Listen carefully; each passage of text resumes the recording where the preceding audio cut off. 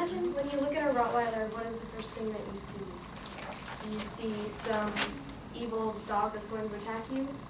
Or do you see some gentle face that's going to protect you for as long as they live? Well, today I'm going to talk to you about some of the misconceptions that are surrounding Rottweilers that are portrayed in the media. First, I'm going to talk about the history of the Rottweiler, and then I'm going to go to the appearance of the Rottweiler, and then finally how the media actually portrays it. The history of the Rottweiler actually goes all the way back to the Roman Empire.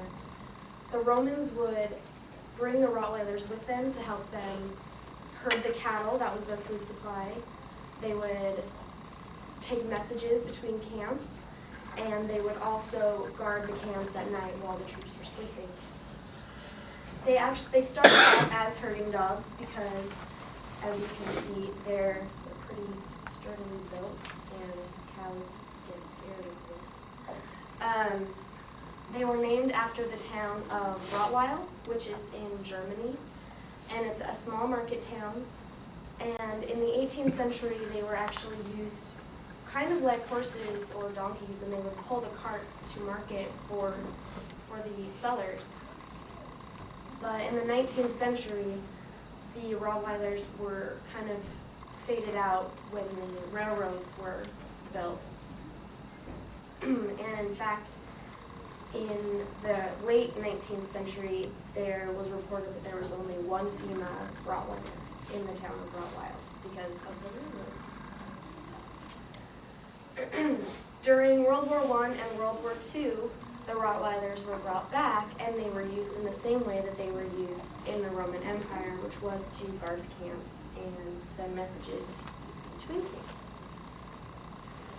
In 1935, the Rottweiler was officially recognized by the American Kennel Club, so you can register a full-bred Rottweiler as in 1935.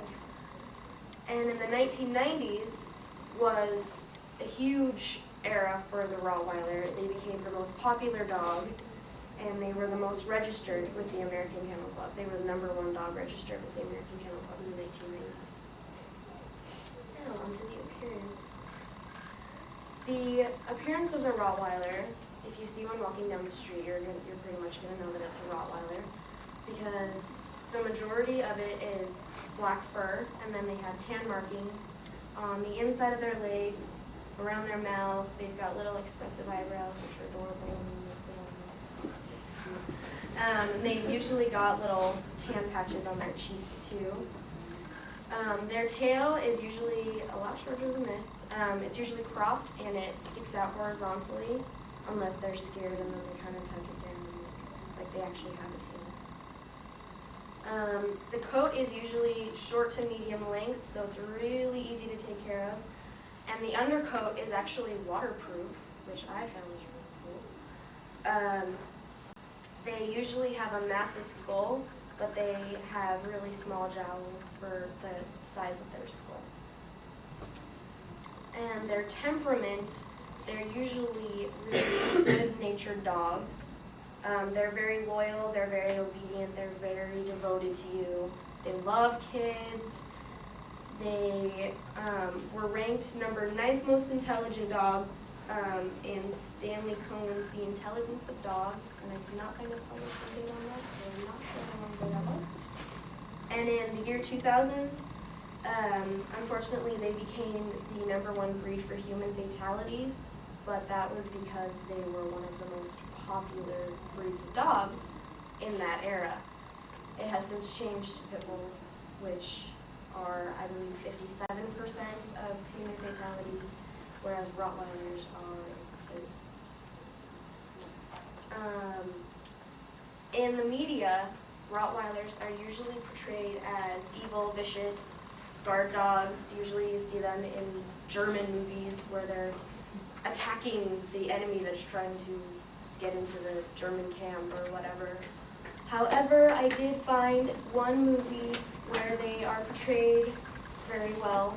Has anybody seen Lethal Weapon 3?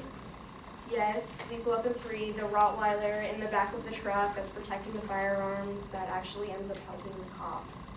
That is the only movie that I found that portrays Rottweilers in a good way.